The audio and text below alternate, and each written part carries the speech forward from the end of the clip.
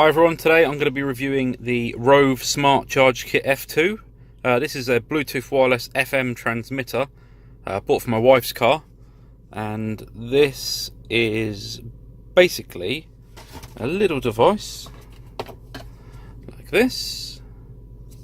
Sorry, this way around. As you can see, pretty standard, goes in your car lighter socket and allows you to connect to your radio. So, bit of a strange placement for this one. In it goes.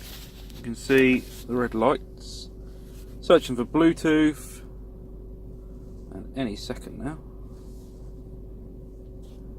you'll find it's connected. So this is my wife's phone as it's going in her car. There we go. See, it's connected. So that's currently set to radio 1, whereas this is currently set to 107.9. So quite simply, we're going to go and find the FM.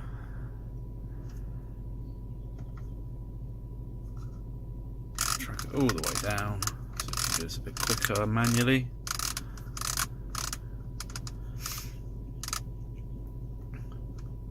Alright, 7.9. I'm going to save that into a thing as well. Now, quite simply, from here, all I really have to do is go and find some music or some audio on the phone.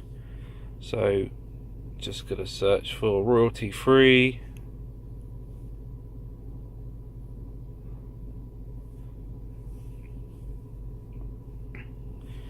Play anything. Make sure the volume's up. And the volume's up on there.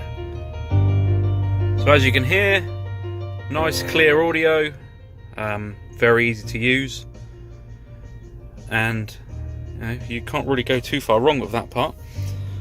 Should also point out, although it's not something that we're looking to do because my wife already has a USB socket here, just doesn't have the ability to stream from her phone.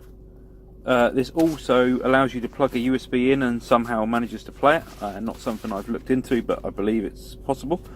And also, as you can see down here, you've got a skip button, an answer call button, and a forward button. So back, answer call, forward.